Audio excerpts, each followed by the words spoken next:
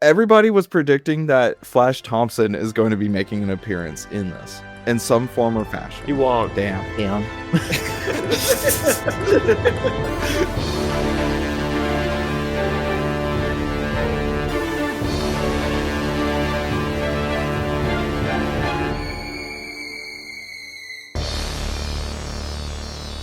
When Mando versus Groggly releases, I need a YouTube poop of Rada in which he's like, I'm fucking like my flash turns. What? Instead of I'm nothing like my father, it's like a YouTube poop. I'm fuck. Oh. Okay. Whoa. All right. Andy, edit all that out. Unless it's good, then don't edit all that out. I guarantee that stays in. Oh yeah, we are recording. What's cracking, gamers?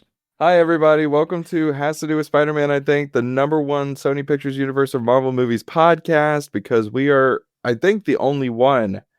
I don't think we're ever going to find that out until after this is done. True. After this is all over, we'll then find out that there's like another one. And there has always been at least one more. Yeah. There's always been like 4. Of course, I'm Peyton. I'm Jarrett. And I'm Noah. And, oh, there goes Andy. Andy's walking away after we recorded the Spider Noir episode. Bye, Andy. Bye, Andy. Andy's just walking to the back now. I won my basketball tournament, guys. Congratulations, Noah, but we just lost our best host. Yeah. Andy, come back. Andy, come back. Andy, come back. You can put it all on me. I was wrong, but I just can't live without you. Andy, come back. But I don't work without you. Andy, come back. Andy, come back. So how have you guys been doing? I'm doing man. well. How are you?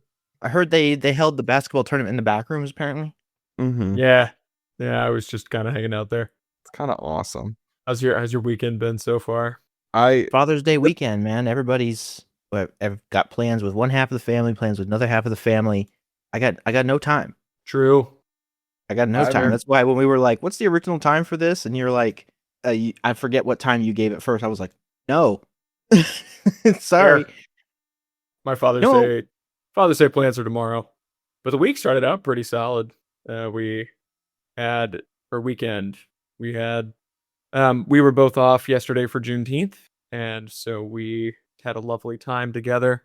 Went blueberry picking, as I shared in our server. We made muffins with some fresh really blueberries from our literal blue harvest. Yes. Everything. So I thought we left this behind. I was gonna get that out of the way real quick. In terms of Father Day plans, I mean, I really connect with Rod of the Hut. I'm nothing like my father. I was gonna say you got nothing going on this weekend, huh? I don't have anything going on this weekend. These family days, Peyton.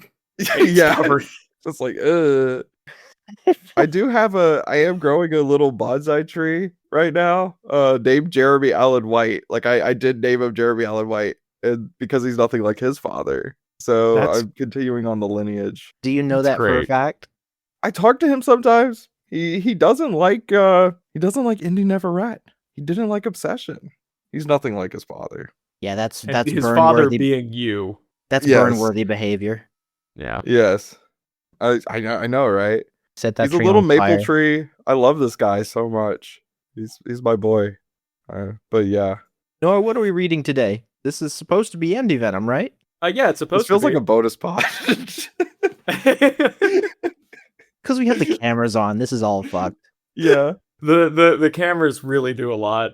They do so much. We need to do a lot for us. Make this regular.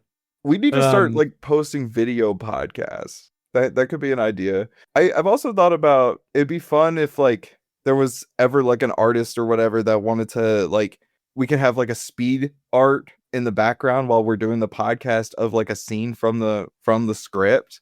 But that's such a well in advance concept. That could be cool. But video pod would be fun too. We could put some Subway Surfers underneath as well. Oh yeah, and Family Guy. Yeah, it's Family Guy clips. Yeah. Peter, what are you doing? Crack. What the fuck? So yeah, it's supposed to be Antivenom. And then and then I decided not to. Oh, what? So this is not actually Antivenom, but it is very much focused on Venom and Antivenom and Spider-Man and Eddie Brock. So I don't want to give too much away, except for the fact that this is the first pitch that really features Eddie Brock as the one of the absolute main characters, instead of just being a supporting character in or you know, A different lead story. in the team ups. And also one of the biggest stories that will be featuring Spider-Man. I can confirm right at the front that this has a lot to do with Spider-Man, actually. And I really don't want to give too much away, except for the fact that I wrote this sucker in a week. Yeah, That is extremely when we impressive. planned this whole phase out, you ended up with 2 back-to-back just because of how we split up. We knew we each one needed to do a Clone Saga story. We knew had the basics on certain characters we wanted to carry over into phase 2. And the way that it worked out to have the clones spaced out, it ended up with you having 2 back-to-back. And we were like, "Are you good with that?" You're like, "Yeah, it should be fine." Even then, we were all like, "That's gonna be rough." And then, after we had planned that, surprise, I was not in a basketball tournament. I ended up going on a week and a half long cruise vacation with my wife's family. That was absolutely incredible. Great time, great experience. But that happened right after we recorded Kane. And then right as I was supposed to be starting this pitch. And so I came back. I was like, oh, frick, I've gotta do this still. So I wrote this in a week. Take that fucking mask off. And you That's wrote how this I in a feel. week. That's what I saw every time I looked. The in the mirror. clown face. The The clown meme of mask. slowly Yeah. putting the clown makeup on. So, what I do want to preface this with is that this will likely end up being probably one of my least polished scripts since El Muerto. And so I want to absolutely offer you both, if there's any suggestions or recommendations through the pitch that you think would improve it, please share. I know that's already what we're doing, but it's still kind of a work in progress in a sense. I think it will very much come together during the recording itself today. But I am still very proud of what I've been able to pull together. So this is a Jarrett pitch, is what you're telling me. Let's get in. Let's get started. Let's get started with this today. Oh, this is damn near 60 pages. What are you on about? We got some predictions. Oh yes, we do have some predictions. We got some very fun predictions today. We got some very fun predictions, yeah. So one of the most common ones that we were getting, and like actually I think that low-key, this might have been the one that we got the most predictions on both Discord and our Blue Sky. And I've also recently rejoined Instagram, so I need to get the Instagram password. But I can start shit posting on Instagram and then getting predictions from there as well. Please do. So on all ends, I mean on both sides, that this is all coming out wrong. Everybody was predicting that Flash Thompson is going to be making an appearance in this in some form or fashion. He won't. Damn. You cannot just shut that shit down. I'm shutting that one down. We got I'm talking 5 people at least must have said that Flash Thompson was going to be appearing. Last scene in Venom: The Last Dance, Flash Thompson gets his legs bitten off in a helicopter before the helicopter brutally not bitten off. He gets freaking wood chippered off by the xenophages, which is brutal. It's like, Thompson, look out! Yeah, it's literally one line. They're like, Agent Thompson, are you okay?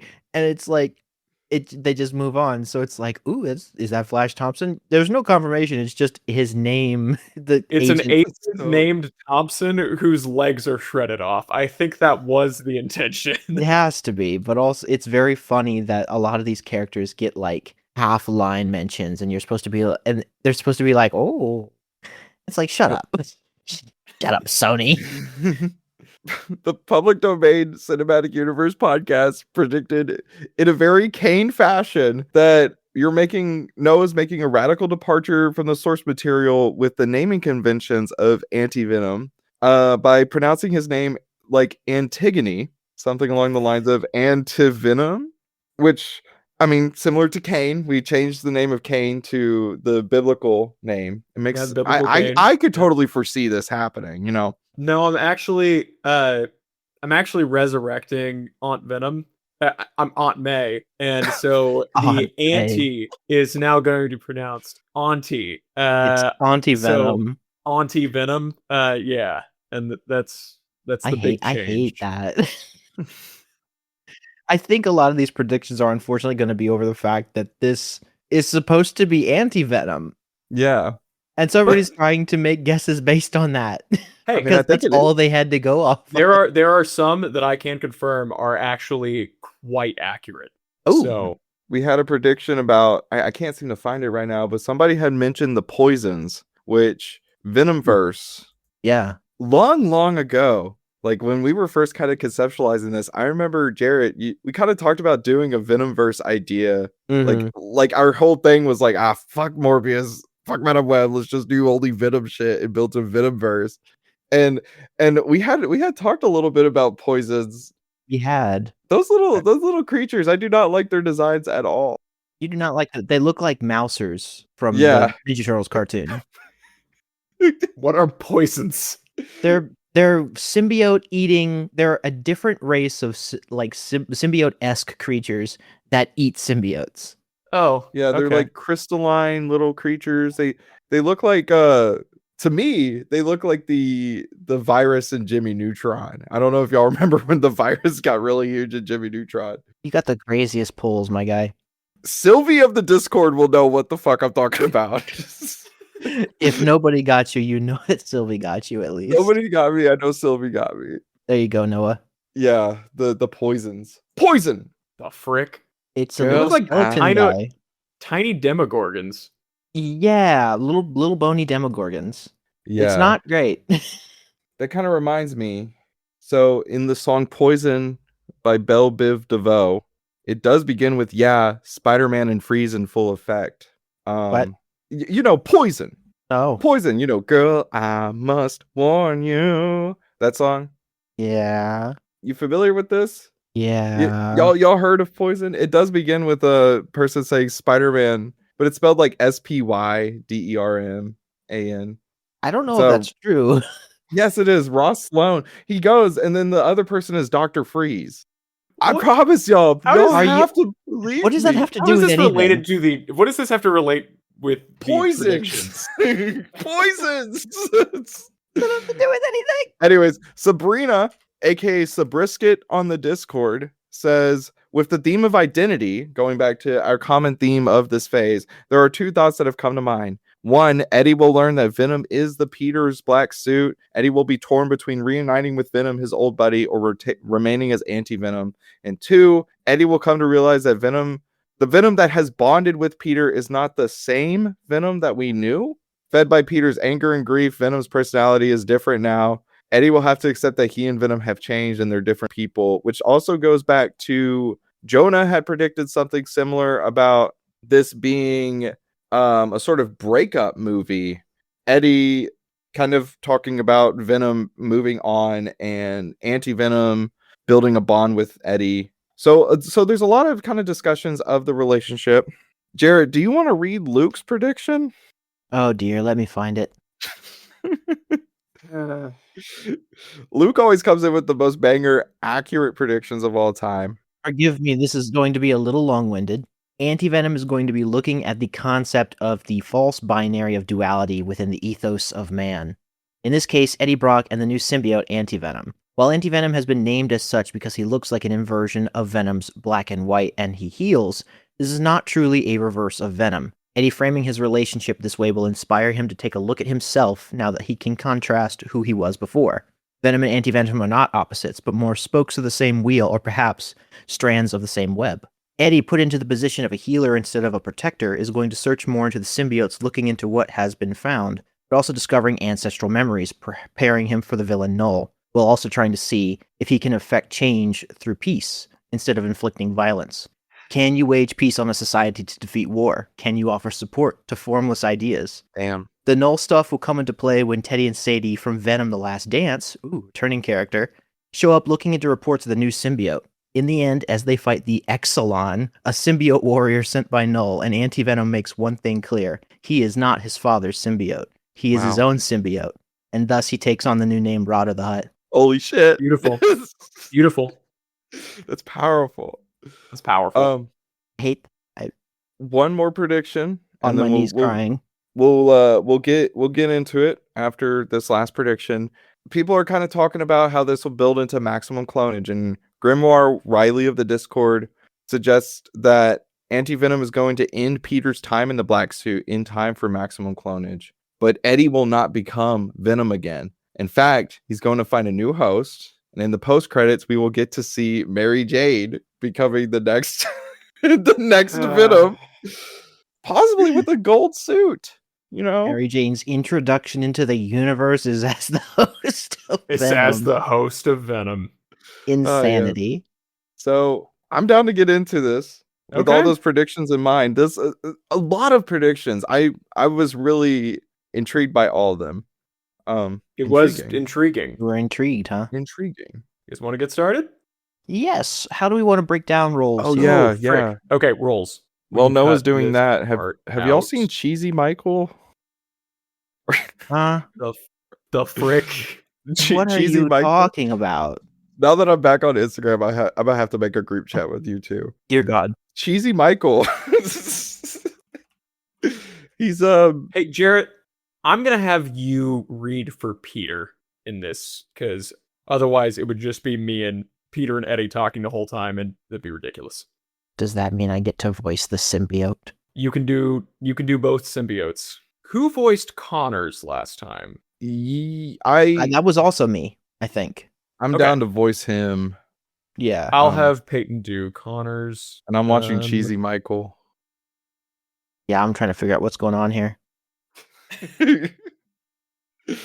Who is Cheesy Michael?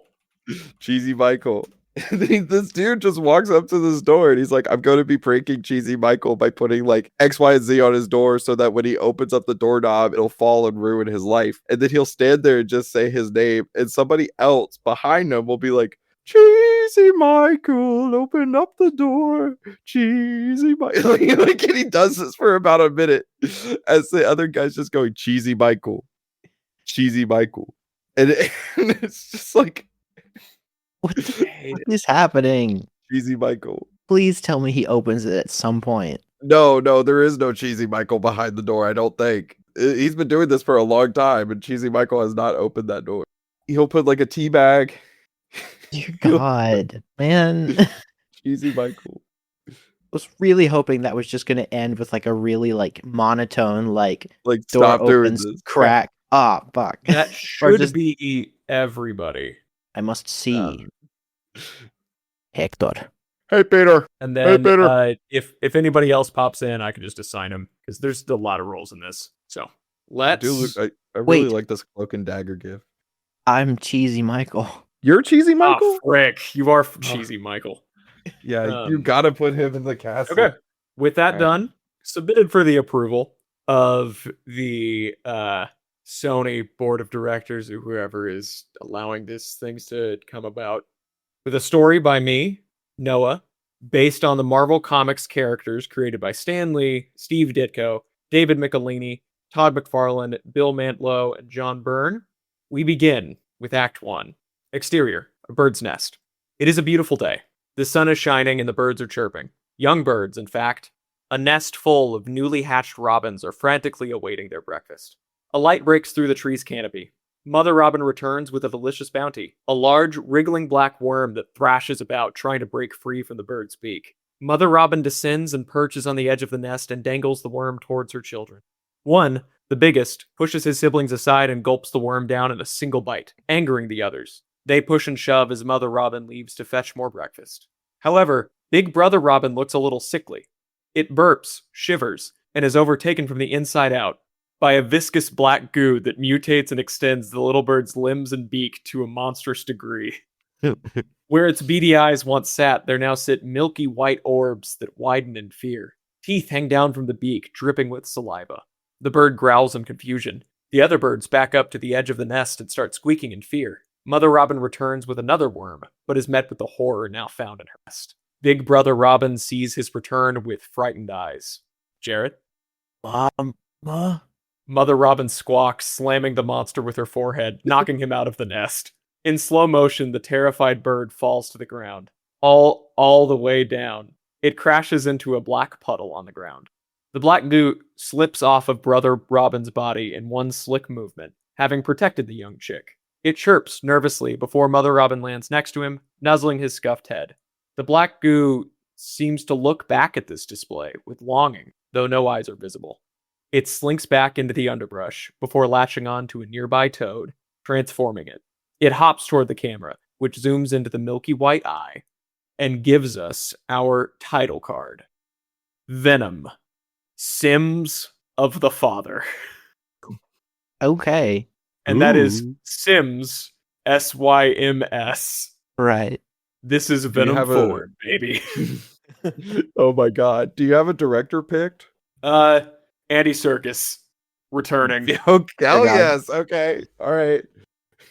Okay, I know what kind of vibe this is. Absolutely. We watch the title card, which morphs and zooms out of the eye of the black-suited Spider-Man. Months later flashes across the screen as Spider-Man swings through the city. Every leap is precise and focused. There's very little joy in this journey across the city. Simply put, Peter Parker clearly isn't feeling it. He seems to float lazily in the air for a moment, mid-arc, and sighs. With a turn, he dives down to the street, slamming the hippo into the pavement. What the? Riding the hippo like a surfboard down the street, Spider-Man slams the villain into a lamppost, cracking it. As the lamppost topples, Spidey uses it as a lever to launch into the air, scanning for his next targets. Gotcha. The White Rabbit, Pandemania, and Beetle race down the street. All three look behind and curse. Damn it. How does he always do this? Hippo's down. This new villain turns, Pandemania, faces Spidey, and with a massive clap of her panda-themed gloves, sends a shockwave that topples vehicles and pedestrians. Spidey bobs and weaves, avoiding debris with finesse. He webs Pandemania, pulling her screaming from the ground and tossing her on top of the hippo, webbing them together. The two team members struggle to extricate themselves. Beetle? Got it. Beetle lifts off the ground, soars in a wide arc, and falls in behind Spider-Man. Suddenly, this chase becomes a dogfight. Beetle fires round after round at the superhero, but only succeeds in carving holes in the facades of Soho buildings. Spidey corkscrews in midair, aiming to take Beetle down, but the villain has a more serious problem. Antivenom leaps into the sky, tackling Beetle and cocooning him in a stark white mass of symbiote goo. The hero lands hard on the ground, the goo taking much of the impact. Beetle, however, is fully unconscious, having been suffocated inside of the symbiote mass. His jetpack and gauntlet strip for parts. The white symbiote looks up at Spider-Man and gives a remarkably formal salute. Spider-Man sighs and focuses on his final opponent, White Rabbit, who has fully given up. She is sitting on the sidewalk, holding out her stolen quarry, a basket of Fabergé eggs. Spidey lands next to her as Antivenom arrives as well. You know, I really thought I had something with this team thing. Teamwork often helps to succeed where we would fail alone. See? Exactly. We call ourselves the Menagerie. Catchy, right? The Menagerie still robbed and murdered a man. White Rabbit throws her hands up. That was Beetle. He was a loose cannon. I'm not liable. To emphasize the point, she hands over the eggs. Spider-Man takes them and immediately webs her mouth shut and sticks her to a lamppost. God, you never shut up. Spidey turns to leave, nearly running into Antivenom. Impressive work today, Spider-Man. Yeah, thanks. Can I go? Half of Antivenom's head disappears, showing the beaming face of Eddie Brock buried inside. He's very glad to see Peter. Man, seeing you do all those flips and shit is so cool, bud. You make me real proud. I make you proud? Of course, you're an inspiration, kid. Out of pride, Eddie slaps Peter on the back. In a short Raimi-style DNA zoom, we watch as some kind of symbiote energy passes from the hand of Antivenom into the black suit. Some kind of bioelectricity begins to fire, working its way all through the suit, ending all the way at the glossy white spider logo on the suit's back. Peter doesn't notice. We should do this again sometime. I feel like we make a solid team. Uh-huh. Listen, Big Wheel has Rocket Racer. We're on our lonesomes out here. We work great together. I've got the white and black suit. You've got the black and white. No. Spider-Man leaps off the sidewalk, leaving Antivenom by himself. His face recovered, Antivenom's shoulders droop slightly, and he lets out a sigh. Teenagers. I'm going to look up Eddie's voice real quick before I start talking more. You had it for the most part, and then it started to turn vaguely Russian at a certain point. Yeah. Cheesy Michael, open up the door. Shut the fuck up. Bro had 10 seconds of silence to himself and devolved into quoting Instagram reels. You could take this guy, right? Yeah, there we go. Okay, we're good. Okay. Next time you want to hum Cheesy Michael, I want you to hit your thumb with a hammer. Peter returns home to their apartment in Queens and collapses onto the couch, exhausted. Uncle Ben checks up on him, making sure he's doing all right. Peter brushes him off, claiming that he's just tired. But as he begins to fall asleep, he hears a voice. Peter. Peter bolts awake, terrified. He asks if Ben said anything, and Ben confirms he hasn't. He attempts to fall back asleep, but is awoken by the voice again, along with an itch in his neck. He asks Ben if he's ever had weird voices start up in his brain. Ben, ever anxious, gives Peter a full physical with his EMT gear, finding nothing abnormal. Peter is kept awake long into the night as the voice continues with increasing frequency and annoyance. It is constant. Later that morning, Peter stumbles into the Daily Bugle office, rubbing the back of his head. Every now and then, the voice in his mind shouts a random word. Pizza! Work! Job! Pizza! Shut up, please. Food! Now! Shut up! Hungry, hungry, hungry food. Shut up! Peter shouts this as he passes a cubicle. The reporter looks up at him, confused. I was just saying hi. Peter blushes. Sorry, Phil. I was He glances toward Jameson's office. rehearsing my talk with JJ. Phil snorts. Ha! Good one, Pete. That'll teach him. Phil holds his hand up for a very awkward high five. Peter placates him. Jameson would never let me tell him to shut up like that. Uh-huh. Peter knocks on JJ's door, still scratching his neck.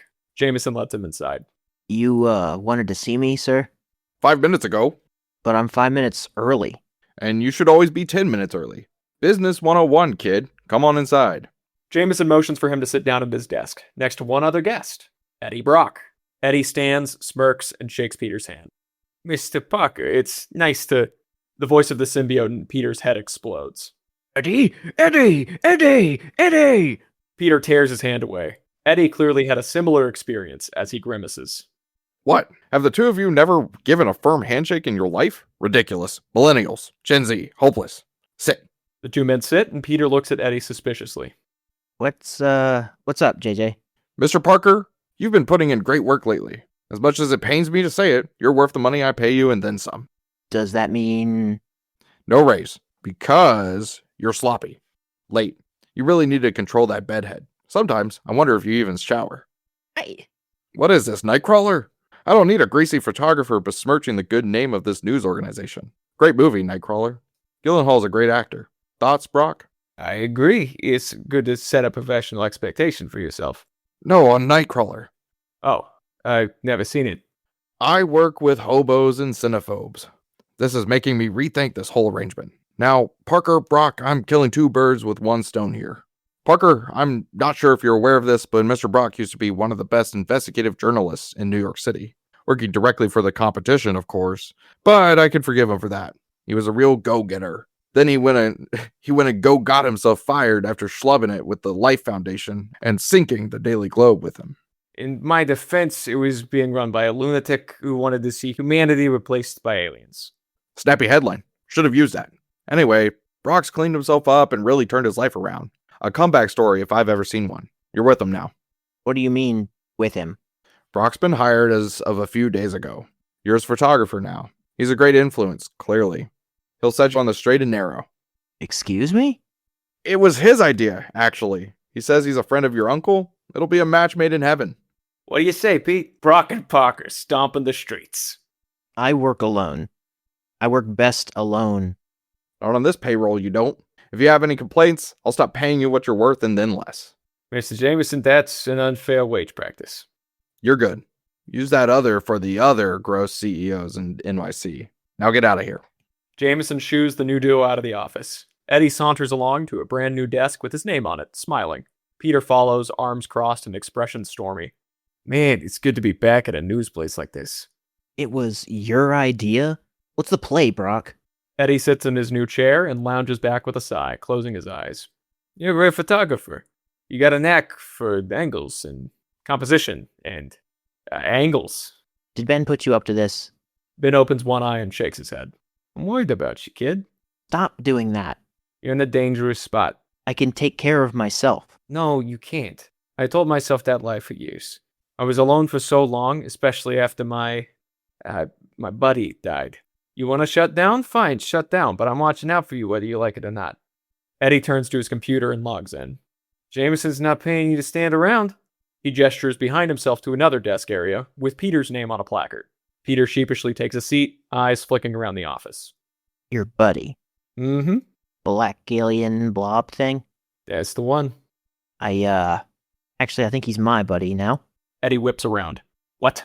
I've had a little guy talking to my head for a bit now. I don't think it's the head trauma. Little guy? He screams about pizza all night. Oh my god. Eddie bends over, holding his head in his hands. Oh my god. Here, let me show you. Cut to the Daily Bugle roof. Eddie stands in the shadow of the Bugle sign, squinting in the bright sunlight. Peter lands behind him, fully garbed in the black Spider-Man suit. I think my suit is alive. It's clearly more destabilized than normal. Black tendrils swirl around Peter's torso, and the eyes on the mask change with every expression. Your suit's been a symbiote this whole time? I guess. It's been weird, but it was cool, and... Where did you find it? The suit? It just, showed up one day. My red and blue was gone. I think this one ate it, I guess. We've been chill. Anyway, you're supposed to be the symbiote expert, right? You didn't clock this? Your family all died horrible deaths. I thought this was your way of showing you were going through something. Wow. I'm emo? That's what this is? How immature. Kids, I don't know how 18-year-olds cope nowadays. I'm 20. With those voice cracks? Look, the suit recognized you. Eddie, it knows your name. Ever since you slapped my back after that fight, it's like you reactivated it. I don't know. I think this is your Venom buddy. Eddie stumbles. No way. Yes. Look. Spider-Man holds out his hand to Eddie's.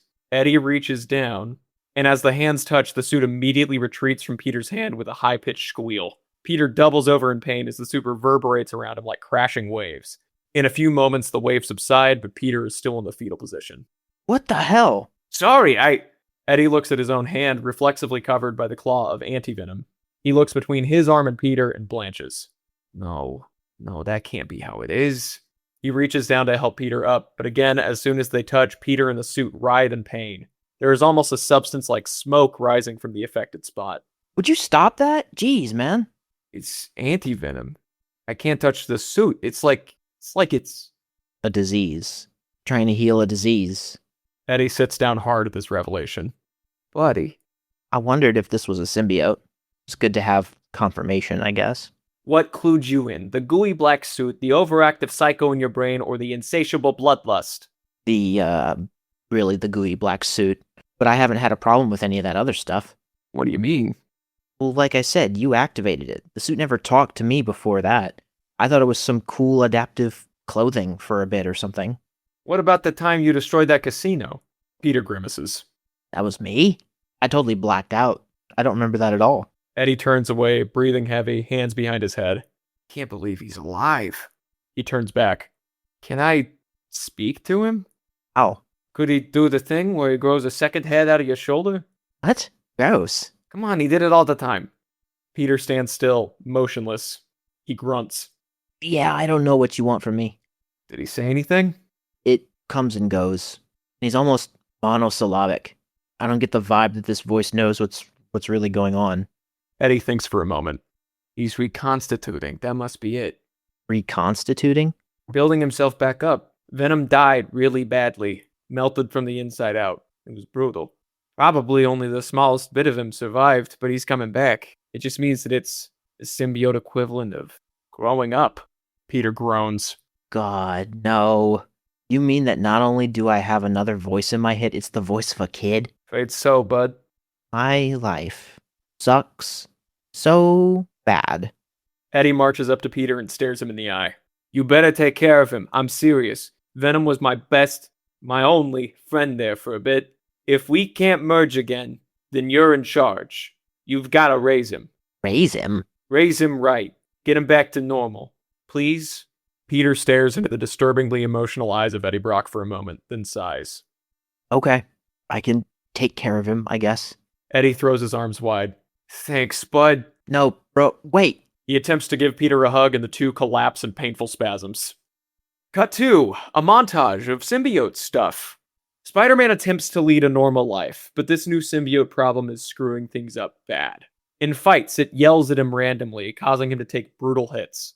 During swings, a tentacle will randomly shoot out of Peter's body, taking him in random directions, mainly into billboards with food on them. Venom particularly likes the ones that have Big Macs. At night, the suit uses Peter's sleeping body without his knowledge or consent, causing Spider-Man's body to loll around listlessly in really freaky ways. This is not a good system. This scene will function as an unconventional dance scene for us as well, as it will be set to Strauss's The Blue Danube, and many of Peter's gross flailing will be set to beat. Dun da dun da da da da da da da. Okay.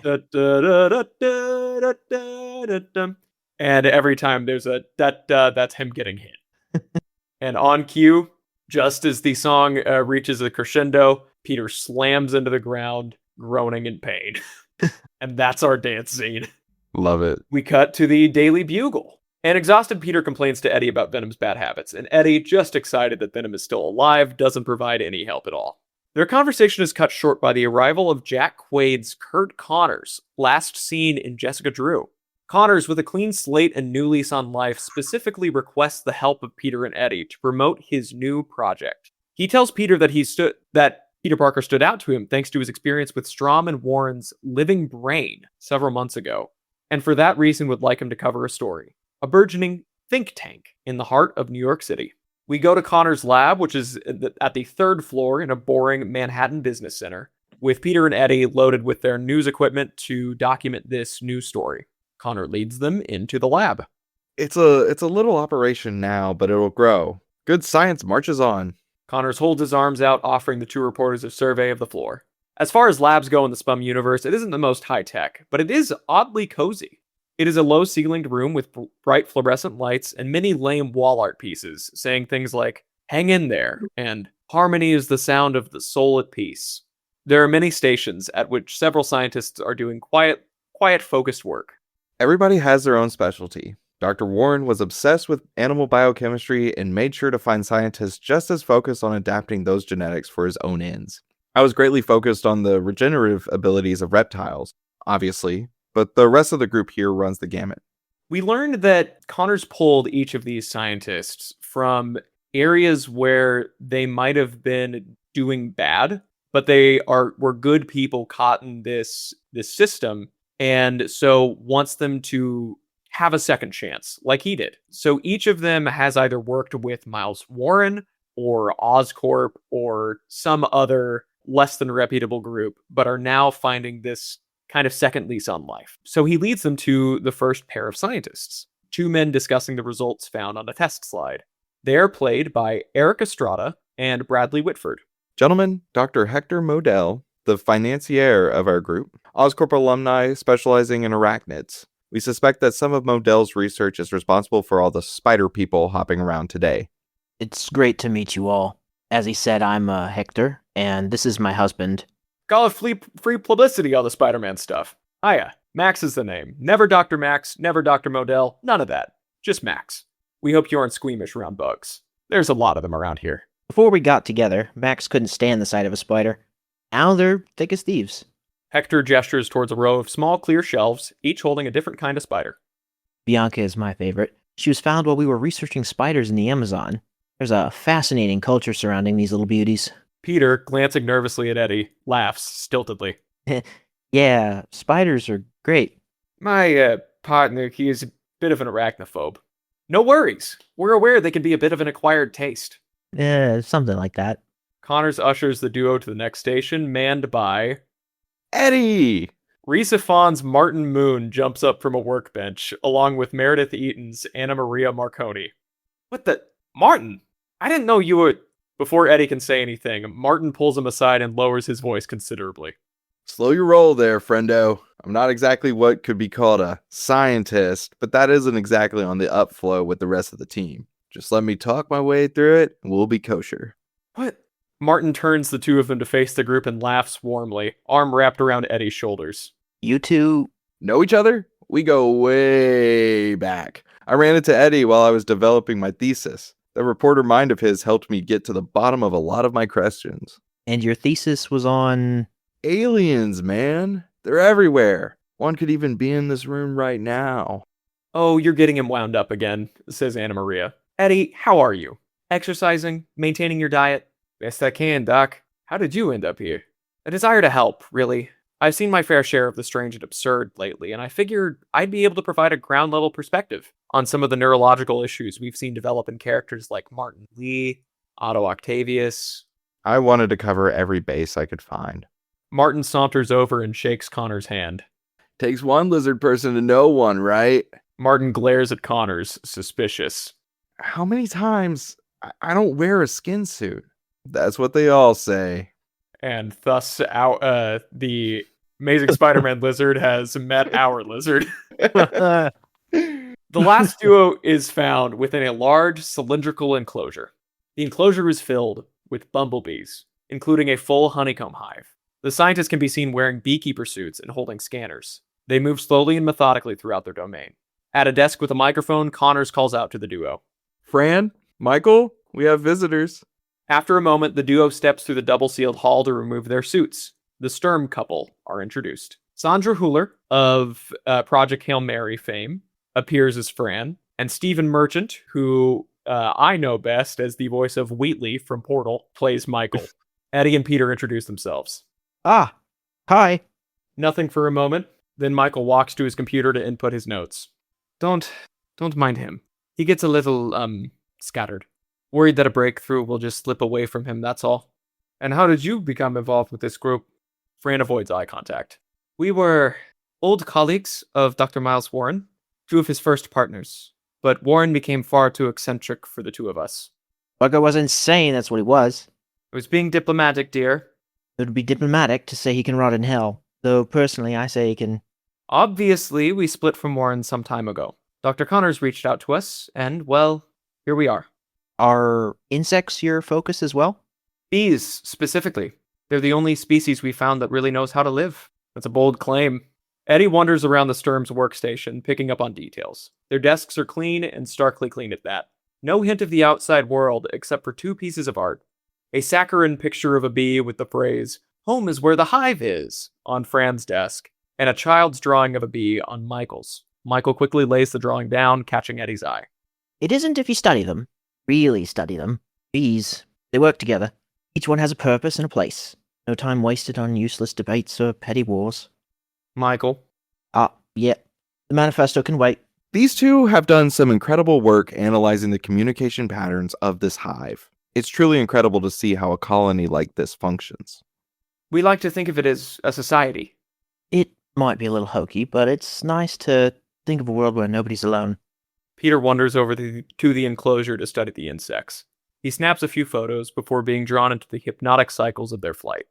Never alone, huh? Never alone. Peter jumps. The scientists look up, concerned, before Eddie covers.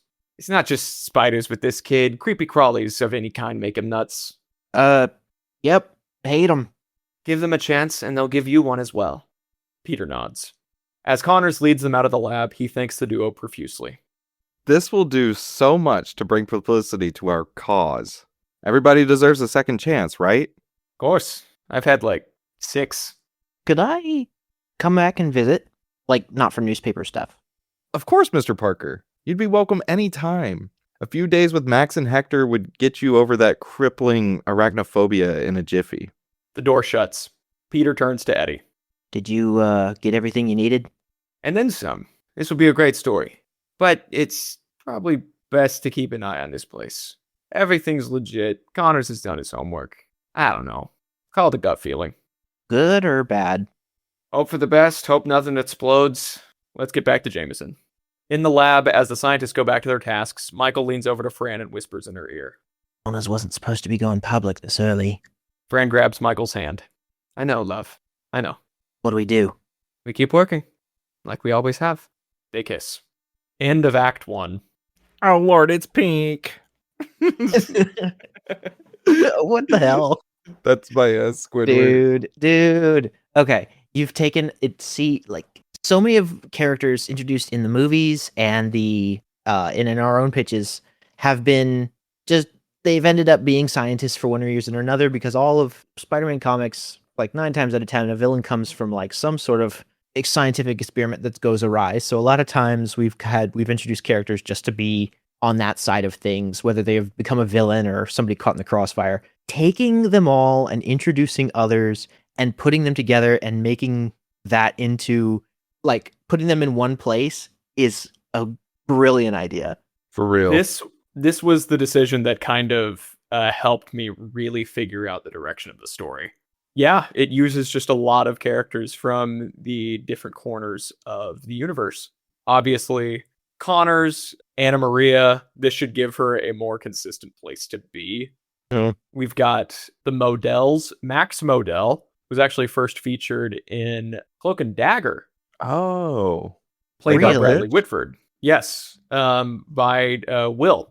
And he was a part of the cult that was like selling drugs to teenagers, and I'm just gonna say that he was under mind control. But he did lose his job as the principal of Horizon High School, and now he works with spiders here at the lab. Cool. But yeah, I also took a very big Dan Slott vibe with this pitch. The opening of the scene with Peter chasing after the menagerie led by White Rabbit comes directly from the beginning of Slott's Volume 3.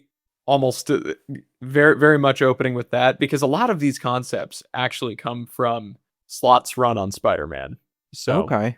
It's one that Slott's one that I've always heard people not bag on because he's done some good work, but because it lasted so long, a lot of people, Sure. from my experience with Spider-Man comics, a lot of people, by the time I was getting into them really and into discussion about them, people were sick of the guy just because he'd been writing Spider-Man for damn near close, if not over 10 years by that point. it makes sense, but it also means that he has some of the most like impact on Right. Spider-Man in the 21st century, Right. because he was the one who took over after One More Day, and so Mhm. he's got a lot of that kind of consistent Spider-Man work, and wanted to do a pitch that was more kind of specifically based, maybe not so much on a specific story, but definitely a specific tone from Spider-Man history. So where we're at.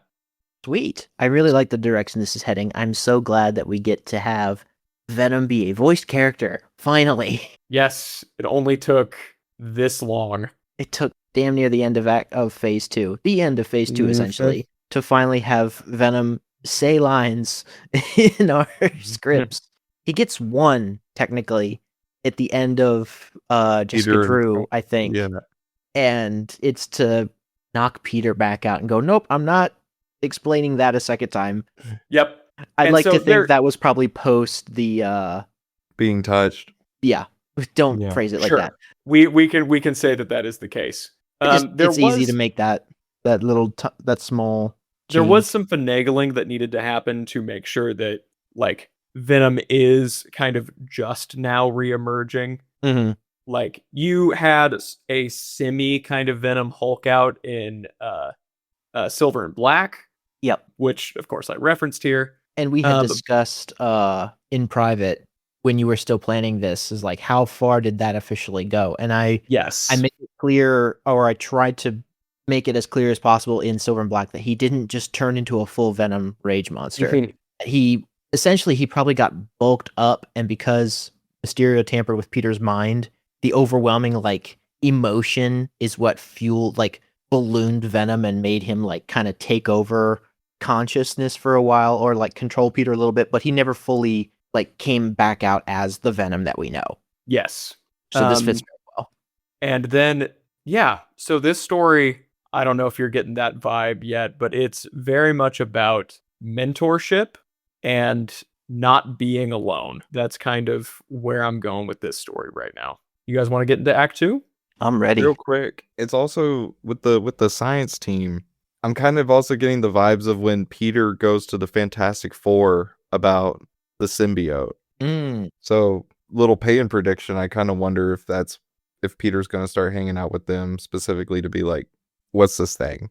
What can I do about this? We'll see. Okay. Act 2. Interior, cafe. Eddie sits by himself, with a coffee long cold. He's a sad smile on his face as he scrolls on his phone. Over his shoulder, we see the lively Facebook feed of one Anne weighing. Anne, Dan, and now toddler Dylan seem to be having a great time, based on how many pictures they share. Eddie stops at a picture taken recently, one that he was tagged in. It is a photo of Anne, Dan, Dylan, and Eddie at the beach together. Even still, Eddie is on the fringes of the photo.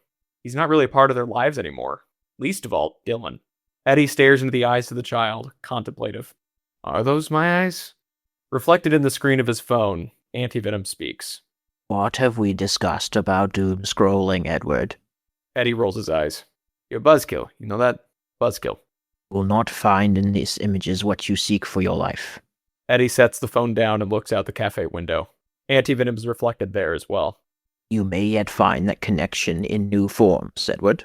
I said I'd look after him, but he still doesn't want anything to do with me. And now, with Venom back... The boy's grief runs deep. He yearns for healing that even I cannot give. Eddie rises from his seat, leaves the tip of the table, and walks out the door. Antivenom's face flashes through every reflective surface. The window, the display counter, coffee pots, and then the front door. That great responsibility he holds will never let him stop moving. This is a lesson you've learned. Pass it on. Right, because I'm the picture of stability. You have grown beyond what you used to be.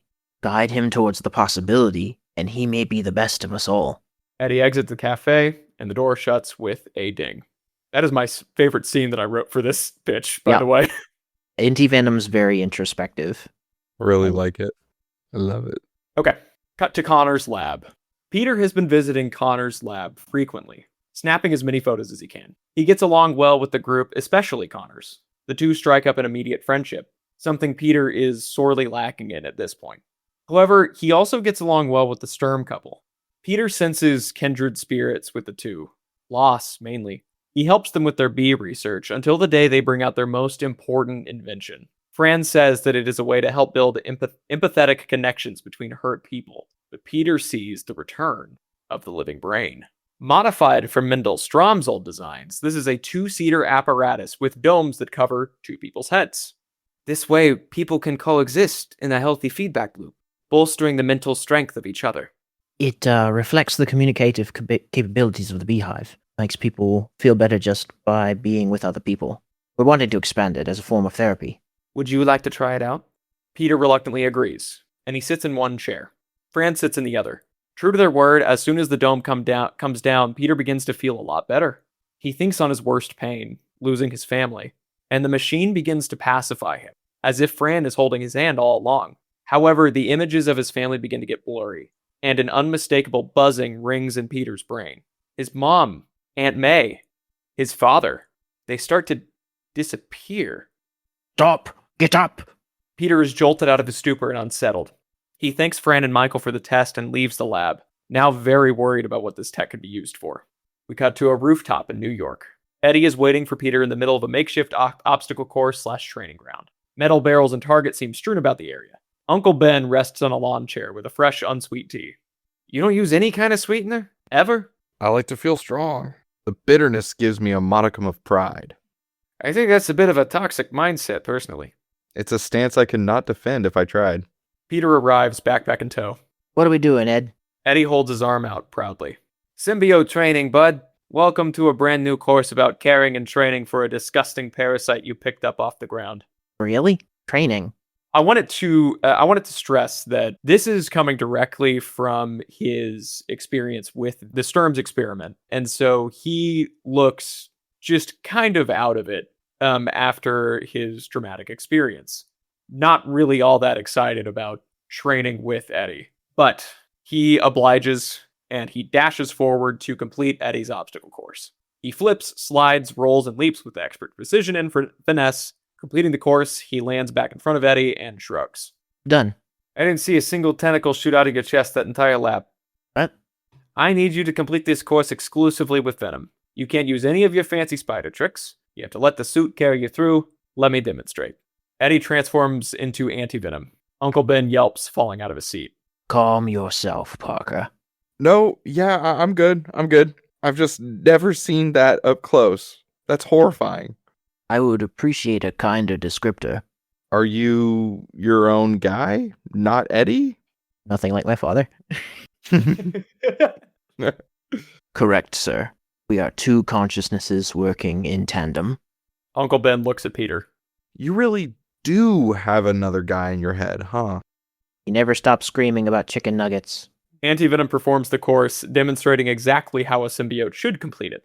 By using the goo-like properties, one can slide around the course while hitting each target with the tentacles. The course complete, Antivenom gives a curt bow. You may proceed, Peter. Peter, amazed, grits his teeth and puts on the black suit. The suit is only just beginning to interact with Peter in helpful ways, but it can't hope to match the mastery Eddie and Antivenom display. Through it all, we begin to hear more and more of Venom's voice popping through, joyously refusing to help Peter in any way. Watch this! That's you. Oh. Huh?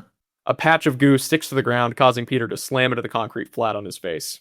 Again!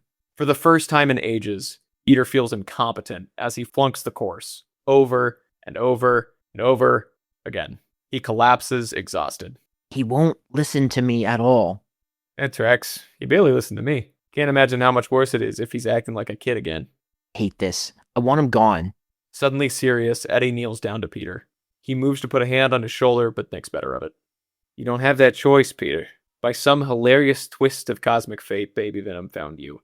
You're each other's responsibility now. Why? Why me? Peter rolls up into the fetal position, hugging his knees tightly to his chest. Why do I have to suffer through any of this? Ben walks over and sits next to Peter as well. I know that bad things happen to everyone. Duh, I get that. But I don't know how much more of this I could take. Pete. I don't have a life. I can't have a life. Everything I do is just in service of being Spider-Man, and all of that shit that gets thrown on top of me because of it. I haven't been able to breathe for a full year. Things were going great, fine, totally, until my whole family is murdered, and I'm left alone to deal with the fallout.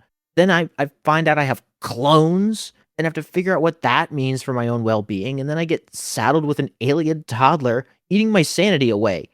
I know I have to deal with all of this on top of protecting the city, but why? Why do I have to? He begins to cry.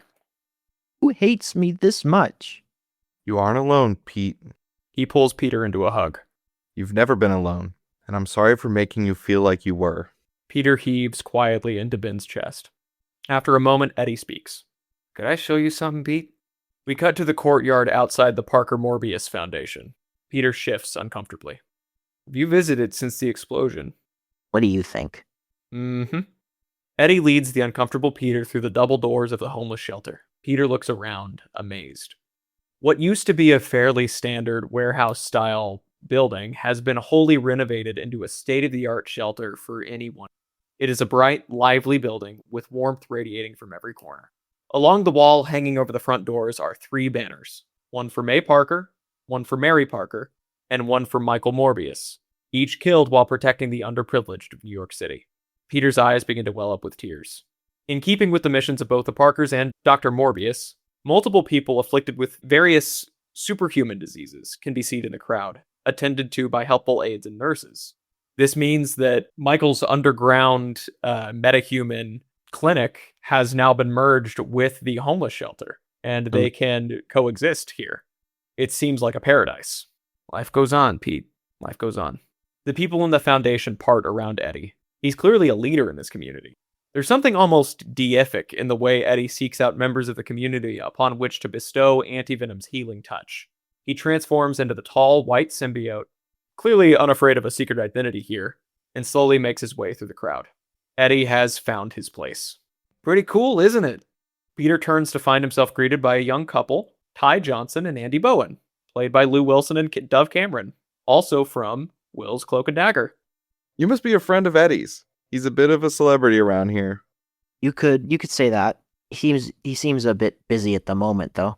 We'd be happy to show you around. I'm Andy, and that's Ty. Sup, Andy works the front, and I work in the kitchen. I could whip you up a mean quesadilla if you want. Thanks, but I think I know my way around here pretty well. That's my mom, and that's my aunt. He points to the two banners. The couple's faces fall somberly. Then you're Peter Parker, huh? We're so sorry to hear about your family. Ty and I joined the foundation after it was Feast, but we hear so much about the work the Parkers did for the city. They were truly special. Yep. He looks around. All of this is for them? It's for the city, but they started it all. It didn't sound like they wanted anybody to be alone. Peter nods, waves of emotion coursing over him. We follow him as he explores the new facility. He is quiet and reverent. He overhears a man injured in a supervillain fight telling about how Spider-Man saved him and brought him here. Without that help, he would have been a goner. A woman, his girlfriend, contradicts the story, saying it was Big Wheel that saved them. A third contradiction says it was a different Spider-Man in a different suit, but who knows what that means. They bicker back and forth. Peter laughs to himself. Peter finally sits in the courtyard as the sun begins to go down, looking at the small community garden that sprung up in the last few months. After some time, someone sits down next to him. Eddie. You know what I admire about you, kid? What's that? You always get back up. Peter shrugs. I've had a hell of a life, Pete. Nothing I could have ever imagined. But it's beaten me down. I've been a coward in the past. I've turned and ran with my tail between my legs. It's only now that I've been able to get a little bit of nobility to finally stick. But you're what, 14? I'm 20. And here you are, fresh off tragedy after tragedy, barely holding on, and you're still clocking in every day to help people you don't even know. I don't know. Well, you should. It's incredible, but it's a heavy, heavy weight. It'll kill you if you're not careful. Like my family? Eddie is silent. Then, you know what? Yeah, you are like your family. Helpful? You're all a band of saints, all hell-bent on baking a pie for the whole entire world. It's nauseating, honestly. Peter smirks. All smiles and hugs, and it's just disgusting. There's not a bone of cynicism in the entire Parker gene pool. Do you know how often your mom would bake me cookies if she saw that I was having a bad day? Every day. Every frickin' day I had a plate of cookies. The woman was trying to give me diabetes on top of terminal cancer. Peter laughs. Eddie smiles. It's horrible to be like your family, Pete, because it must suck to have that much kindness, responsibility, and sincerity baked into your psyches. No wonder your heart's always bleeding everywhere. Thanks, Eddie.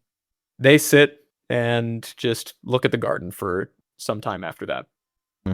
Damn. I know you said that the coffee shop scene with Eddie and Antivenom was the scene you were most proud of. You should be most proud of this here. Yeah. So much of like what was left behind since the end of phase 1 has been pulled back here, and pulling in guest pitches, you're pulling in other characters from the movies, from our pitches. This is damn. Yeah. The initial monologue with Ben and Peter is so freaking good. And then this is a perfect companion piece to Peter's breakdown in that scene. And like, you really kind of encapsulate this right here, this scene is the thesis statement for our version of Peter Parker. And I think that's so freaking cool, because we've kind of had him as a side character for the longest time. And this is the first pitch where he is playing the main role. And it's bravo. I'm kind of at a loss for words. I'm sure I'll come up with more into Act 2. But damn. Thank you. Okay. So after that, Connors throws a press conference outside his building announcing the opening of Horizon Labs. Once we get to this point, imagine that we have had a long period of, getting to know the lab, getting to know all of our characters here. Peter is finally starting to feel better and has even been helping with some of the experiments of the group. But he's been keeping his distance a bit more from the Sturms after that one experience. But now they're finally ready to go public. So he announces Horizon Labs, a think tank dedicated to scientific innovation with some of the greatest minds in New York City. He promises that Horizon will be an antidote to the weird science NYC has experienced in the past few years, putting genius to use in ways that help New Yorkers, instead of putting them in danger. Hector, Max, Anna Maria, and Martin stand at the stage with Connors, while the Sturms are suspiciously absent. Eddie and Peter cheer along with the rest, documenting the conference for the Bugle. Fran watches the conference in the lab, and then turns to Michael. It's time. Michael takes a deep breath and shakes up and down as if shooing away the jitters. Time it is, dear. You're still sure about this? Fran moves through the lab like a blur, flicking switches on their desks and activating the living brain once more. It is altruism we push for. A better way. She throws another switch, and the bee enclosure lights up. A better life. Lovely. Michael does his part and retrieves several things from a drawer. Mouth guards, for one. He puts his hand on the enclosure's glass, mouthing a silent prayer. Fran grabs him from behind and pulls him into a deep, passionate kiss. The couple holds each other for some time, tears welling in both of their eyes. There is surety there, but still fear and desperation. For Thea. For Thea, love. The couple takes their places on the living brain seats, sliding into their mouth guards. As the helmets descend, they grasp onto each other's hands. A long look passes between them before Fran activates the machine. A surge of electricity sparks through the lab as the couple begins to scream. The surge seems to travel from the brain into the enclosure, up the coils, through the glass, and into the swarm. The swarm, usually so docile, begins to shudder erratically. The bees fly this way and that, in and out, before an image forms. A face, made of bees, takes shape. And then another. The faces look at each other as an arm grows out of the mire. Oh, shit. The glass of the enclosure slides open. The bodies of Fran and Michael Sturm slump over in their seats, still holding tightly to each other. In a flash, their bodies are stolen by a storm of black and yellow insects, and with a banshee's cry, they disappear completely. Exterior of the lab. Peter is the first to notice the large swarm of bees erupting from the third story. Eddie and the scientists go up to investigate while Peter chases the swarm. We go through buildings and alleys and tunnels and everything until Peter is able to corner the swarm at some point, seeing that it is now the merged form of Fran and Michael, speaking as one. They tell Peter that he will be with them soon enough. Peter goes to attack, but Venom holds him back. Reasons unknown. This is kind of the area that I just kind of completed right before we got onto the call, because I was working on this right into the end. So it's a little fast. It's a little less put together. Mm-hmm. But the idea is that he chases Swarm, corners Swarm, but finds that obviously they're merged. And Venom holds him back from fighting. Not entirely sure what that's going to look like. And so it's probably the portion that I'm least proud of. But you guys get the idea. If you have any suggestions, that'd be great. To be clear, the question is, why is Venom holding him back? Yes. Okay. I know Venom is what made him stand up out of the machine earlier. Was like, no, you have to get up out of there quick. Mm-hmm. So in my mind, if they say you'll be with us soon enough, Venom, probably because he's still a child, is like, that is an actual like threat. Mm-hmm. Get the hell out of there. Like, don't even engage. Like, Yes. Venom's a child, and up to this point, they've just been running obstacle courses. And Peter's just been kind of doing his own thing, and Venom likes to, like, toss him around for fun, because he probably thinks they're just playing around, like, hopping around, smashing into walls. Like, hey, this is fun. Somebody says, I'm gonna fucking kill you. And Venom's like, oh, shit, get the hell out of there. Yeah, fight or flight. Like, do That's not perfect. go near them. Get far away as possible. Yes. Okay. That's canon. That's what happens. This next portion also requires a bit of creativity. Imagining that somehow during the training, probably in the montage actually, there is a scene where Peter is flying through the city, is in a fight somewhere, ends up at a church bell, and the bell is rung during the mini battle, and Venom freaks out and tries to leap off of his body. As you know, symbiotes hate sound. With that in mind, Peter is furious with Venom for failing him again and letting this villain escape.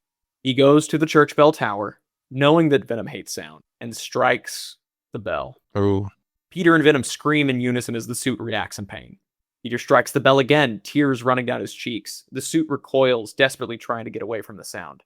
The bell tolls a third time, and in a recreation of the comic panel, he tries to rip the suit off of his chest. It works. This is our bell tower scene. Oh my God. in the spum. He throws Tasuk to the ground where it constitutes into a puddle. Peter collapses, exhausted, and curls into the fetal position one more time. He is weak, tired, and defeated. He might have felt better from what Eddie told him at the shelter, but here everything is just coming to bear, and he cannot really deal with Venom at this moment. It's time for him to get rid of him. But the blob doesn't leave. Go away. The blob stays. Why are you still here? Why did you choose me? Got enough problems of my own right now. The blob inches closer but backs away when it sees the dark glare in Peter's eyes. But at this recoil, Peter's gaze softens. Understanding crosses his face. Felt a kindred spirit, didn't you? Someone else who had lost everything. The blob makes no movement. You were looking for a family. For a long moment, the two stare at each other. We never asked for this. I didn't ask for my powers either. I didn't know to ask for them. And now I don't know what I'd be without them. But I did ask for my family back. Are you my new family? The blob perks up. I'm sorry about hurting you, Venom. You didn't deserve that. Do you forgive me? It approximates a nod. Would you like to come back to me? It approximates a second nod. Peter reaches down with one finger into the goop and is immediately enveloped in the symbiote suit once again. Maybe I could get used to this. How about you, Venom? Yes. Yes. Yes. Should we go figure out about how to catch that swarm of bees? Of course. Thought so. End of Act 2. Dude, this is so strong. This is really good. You wrote this in a week? I'm pissed off about that. Okay, compared to the real Venom movies, there's such a clear emotional core here with the found family idea. In the Venom movies, sometimes it was like, is Eddie and the symbiote, are they in a relationship? Is it family? Is it an older brother and little brother situation? I could not like it's hard to determine with that movie or with that movie franchise. Here, I really like how Peter's kind of growing to view this version of the symbiote, who is not, it is the same symbiote as those three, but is not the same, if that makes sense. Mm-hmm. The younger, more inexperienced, basically kind of baby Groot in a way. Yes, I was definitely calling him the baby Groot Venom. Yeah, kind of like a little brother that he gets to kind of like teach and educate, and like they get to grow together into much better people through this. I really, really like this. This is like Peter's you know how in high school you get to have that egg that you have to take care of? And this is like Peter's egg assignment for like his egg assignment. Yeah. You're just referencing Wimpy Kid. I don't believe I've ever known of a school to actually do that. That is true. That is directly from Diver Wimpy Kid. I was always excited because I remember reading that book and being like, oh my gosh, I get to take care of an egg like a baby. And then that never happened at my school. So I think I was homeschooled, so I did do that. Nice. Your mother also read Wimpy Kid and was like, yes. This is a great idea. Man. Yeah, all of my schooling was actually from my mom's approximation of public school that she read about in Diary of a Wimpy Kid by Jeff Kenny. In Diary of a Wimpy Kid. She's like, man, that's how homeschooling works, this kids. sucks for a kid. I'm not doing that. Yeah, she threw a football at me while I was riding a big wheel and broke my arm. And that's where big wheel comes from. Ooh. I have one little qualm, and it's not really a qualm, but the Peter steps into the living brain not realizing what it is and then suddenly jumps out of it very quickly after realizing it's bad news has now been done twice. Sure. And that is something I'm very aware of. That's right. Like I said, I don't think it's a qualm. I was just like, the moment you said living brain, I was like, oh, this is the same thing. And then he did the same thing again. I was like, Peter, if he knew that this was living brain tech, he would be like, cool, keep that at least 10 feet away from me. Sure. The idea here is that he is beginning to trust like all of these scientists very, very deeply. And so he knows that Fran and Michael, to all of his knowledge, are attempting to build devices that will help bolster people. Human empathy as like form of therapy and everything. Kind of patterning it off of honeybee brainwaves, where they are very much involved in caring for the whole hive and everything. Right. Everything's kind of distributed equally. Exactly. And so he's trusting that they've done the living brain a little Worked better out the here. kinks. Worked out the kinks, and found out that there are some different kinks that need to be worked out here. So, yeah, In that it is a case- little... I don't see it as repetitive so much as the end of Phase 2 calling back to the very beginning of Phase 2. Right. I agree with that. I was just, the moment you said living brain, I was like, he's about to step into this again. Oh, yes, 100%. Which fits with our Peter because on some level, he's just really enthralled by science. So also the idea that he would just jump into a machine being like, ooh, what's this going to do? And then like, oh shit, this is bad news. Being something that happens to him probably more often than it should to any other person. Just wait till the end of Act 3. Dear God. Okay. You guys ready to get into Act 3? Yep. Let's do it. And this is the one that is probably the most rudimentary. So, again, if you guys have any ideas, shoot them my way, but we can get into this conclusion. Kurt Connors is heartbroken by this turn from the Sturms. He's been working so hard to prove that Horizon Labs is not a place for mad scientists, and they've just kind of immediately proven him wrong. So the press conference ended up being a disaster. So the scientists are all back in the lab working together. They see the security footage and how the Sturms just kind of uploaded themselves into the bees for no discernible reason, and this danger that they might pose to others. Peter, having reconciled with Venom, returns to the group with a second wind. He sets out to with the scientists to find out everything they can on where the Sturms might be and how to stop them. It is Martin Moon that has the winning guess, a dumb one at that. He points to the card that is on Fran's desk that says home is where the hive is, and says, They told us themselves, didn't they? A quick mumbo-jumbo science search from Hector confirms that weird stuff has been going down at the Sturms house in Queens. Martin MVP. Oh my gosh. So happy to have him around. Yeah, he's back.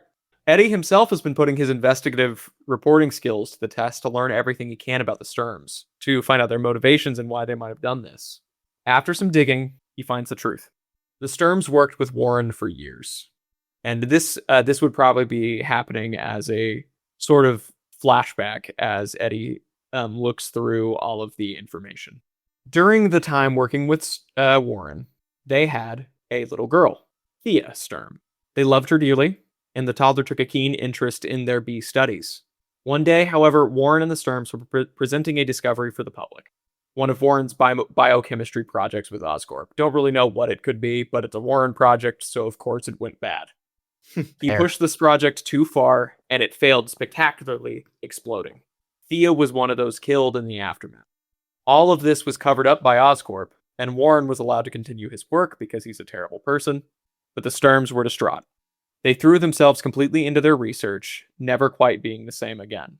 They've constantly been looking into the society of bumblebees and how, again, they take care of each other, but have been misapplying it in various ways, which we will come see. All until finally being invited by Connors to come work at Horizon Labs, wherein they were finally given the opportunity and the resources to bring about their magnum opus, which seems to be connected to the Swarm. Eddie and Peter reconvene to share their info and plan the next move. I think their goal is to pacify the whole city. They tried it with me, and it nearly worked, if not for Venom screaming in my ear. I helped! Then we've got to make sure that doesn't happen. Partners? Partners. Eddie and Peter give each other a strong handshake before they double over in pain, forgetting that once again, they hurt each other with any form of physical contact. They arrive at Queens. The city street outside the Sturms' residence is barren and eerily quiet. No one is outside, no sounds come from the home. Spider-Man and Antivenom, unnerved by the lack of noise, step into the Sturms' home. The door opens with a gentle push. Calling out for anyone, they open the door to the basement and meet with the entrance to a hastily carved tunnel. Inside, the hive awaits. This is a massive tunnel that has been carved over time by many mind-controlled bees led by the Sturms. It is a beautiful hive. A gorgeous golden honeycomb latticework greets Spider-Man and Antivenom as they venture inside. It is far bigger on the inside than they would have expected, going down in layers, as in an upside-down layer cake. The amount of work accomplished here is incredible, yet remarkably barren. It seems lifeless right now, except for a buzzing from lower down. You know Jerry Seinfeld? Horrid movie. Antivenom begins to trek down the hive, stoic in his determination. Spider-Man follows. However, as they travel further down, a droning begins. Alcoves open up through the hive, and each one holds... People. Random people have been hooked into smaller versions of the living brain apparatus built into the hive. Spidey runs to one, checking the pulse, and finds that the bodies are alive, but there is nobody home. Antivenom attempts to heal one of the bodies, but there's nothing physically wrong. That's when they see the bees. Acting similarly to the bees from the enclosure, traffic lanes of bees cover the raised ceilings above their heads. They float in a perfectly straight line, heading further down the tunnel. Eddie's face appears on the symbiote body. That explains why the street was so quiet. They're uploading queens into the bees? Like a queen's bee. Look, man, this is horrifying. The jokes are a coping mechanism, I'm sorry. We really need to get you a good therapist, bud. At that point, the hands of the person in the chair shoot up. Spidey leaps backward with a "whoa" as the body rises from the chair. However, the eyes stay shut tightly, and the head lolls back awkwardly. What the... Antivenom takes back over. Bee zombie. This is unfortunate. The entire neighborhood wakes up and rises from their chairs, reaching out to grab the two heroes. They can't fight the zombies, obviously. They're regular people. They turn to go, but find more of the people arriving from various halls and catacombs. They are eerily silent, the only sounds coming from the stomp of their feet and the buzzing of the bees above. Drones. They're all drones.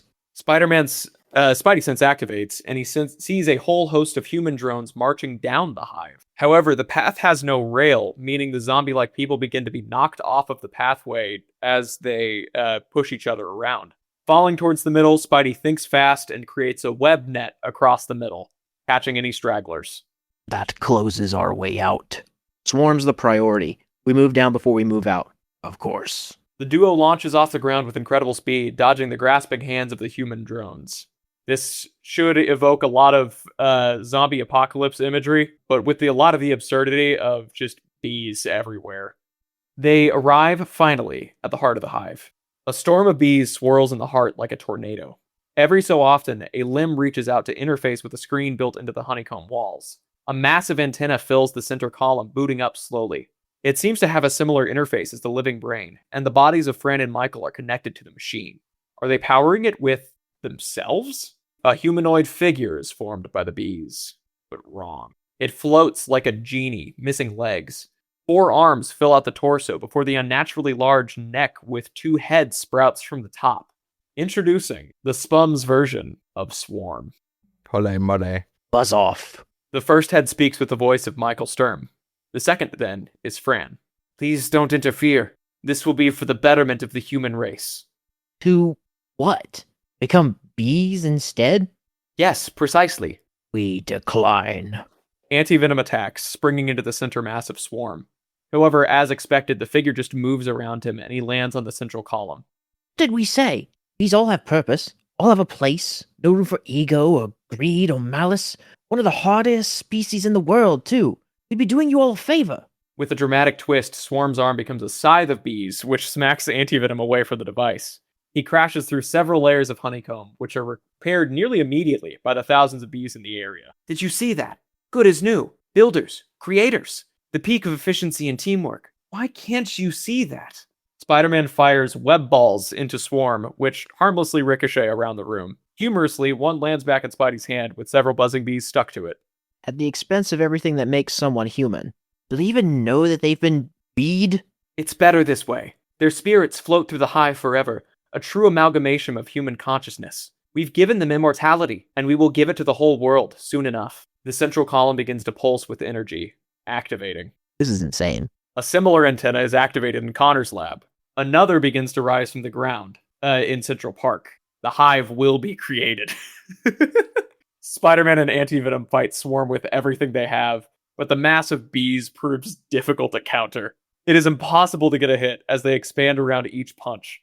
Spidey keeps trying to attach a web line to make it to the computer, but it is cut nearly instantly each time. What would you guys think a fight with a giant bee swarm would look like? Here, give some ideas. Stressful. I think that because if by this point they're out in the open air, right? They are in the still in the middle of the hive. Okay. Anytime one of them tries to like lift up into the air using their webs, on the rare occasions that the bees don't cut the string, bees can fly. So like they just get immediately covered in them from head to toe by bees. And obviously being covered in head to toe by bees would make you freak the hell out and like spiral back to the ground. Yeah, that's exactly what I'm like thinking. Anytime you lift up in the air, just and then fall. This is insanity. Hayden? I genuinely do not know how you could fight a group of bees. Peter could go into the water to try to escape them. Dr. Doofenshmirtz did that in Phineas and Ferb. He did do that. The only thing I can think for them to actually try and counter bees, honestly, Peter, this is really stretching like his abilities. He could like try and create like a beekeeper suit out of webbing. That's freaking hilarious. Like if not necessarily like cool. a 1-to-1 beekeeper suit, but like an extra layer around himself that is like thick enough that bees couldn't actually get through it. A web exoskeleton. From just getting constantly like stung, so that he could move around without just being swarmed and stung constantly. Yeah, let's do that. And Antivenom's like, do I get one of those? And he's like, no. Sorry. Spidey is thrown into the wall of the hive by a solid hit and is pelted with a stream of stingers. He grimaces, holding his head. Peter, what? Idea, I think! Antivenom is fighting off Swarm, but is beginning to be overtaken by the slow march of the human drones coming down into the central chamber. You good, bud? I will hold strong. Eddie, Antivenom. Yes? Yes. Shield. Spider-Man shoots a web towards the column. This time, a black tendril encases it completely. He is being helped by Venom, and this keeps the web from being cut in half. He hurls himself forward into the machine. Antivenom reacts as fast as he can. He creates a massive white dome for Spider-Man to work in, encasing the two heroes, similar to what he did with Beetle at the beginning of the film, encasing the two heroes, the controls, and the slumped bodies of Fran and Michael. Swarm pummels the shield, along with the human drones, who now, like zombies, trying to claw their way into a doorway, clawing through the layers of symbiote stuff. Eddie's face appears in the back of Antivenom's head. Make it quick, whatever you're doing. You won't be able to hold this forever. Venom had an idea. Did he? Oh my gosh, I'm so proud. Baby's first thought. They're united by a single positive stream of human consciousness, right? That's what B. Fran said. I think so. You're the nerd here. Then let's corrupt the stream with some real trauma, why don't we? Spider-Man removes the bodies of Fran and Michael from their seats and sits down himself, slamming the living brain's dome on top of his head. Peter, no! Spider-Man screams in pain, the feed too much for him. You need a second conduit! Eddie tries to move to assist him, but each movement only weakens Antivenom's shield, which is shrinking quickly. The bees, however, begin to behave far more erratically. We need to hold together, Edward. As Spider-Man rides, a single tendril emerges from his shoulder. It moves into position underneath the second dome. Slowly, but surely, it morphs into a face. Venom's face. Eddie gasps. Venom. Eddie. Hello. Venom, with another tendril, pulls the dome down onto his own head. The energy immediately affects him as the two bodies spasm. However, they stabilize, sharing the proverbial load. The connectivity of the hive begins to collapse. Both the bees and the drones stop their assault on Antivenom, beginning a slow, uncanny moan as they are attacked by Spider-Man's mental anguish. Swarm loses their momentum, crying out in disgust as more of their mass falls away. Spider-Man, through gritted teeth, says to Eddie, Turn it off. Antivenom quickly reforms around Eddie and the two scramble to disarm the machine. They are successful. Spider-Man and Venom's head falls to the ground, gasping for air. Venom also gasps for air because it's what Peter is doing. Swarm is weakened, barely holding a shape together. Reverse it. Both of you. But the hive. Look at them. Both the bees and the human drones are now doubled over in pain, their connection weakened. It is a pitiful sight. They were happy. And empty, stripped of everything that would make them a person. Slaves.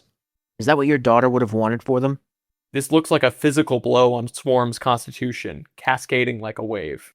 You knew about... Thea? Spider-Man gets off the ground and trudges towards Swarm. To ease your own pain, you would steal it from the entire world. Is that a world you'd want for your daughter? One where she wouldn't even be a person? Just a mindless husk stuck in the body of a completely different animal? We did it because of her. To erase the greed that killed her.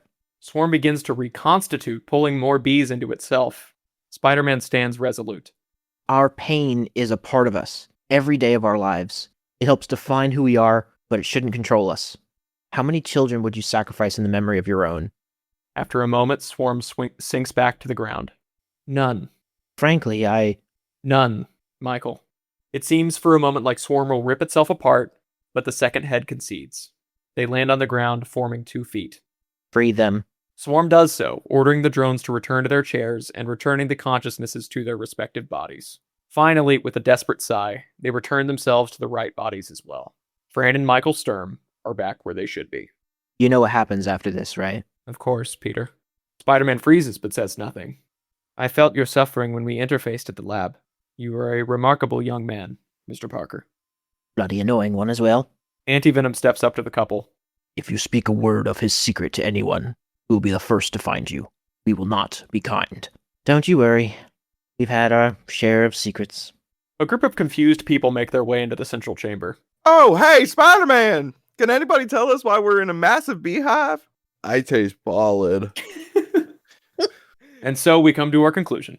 With the day saved, the Sturms publicly claim responsibility for their actions and save Connor's reputation. Horizon Labs is still alive. Great news for Peter.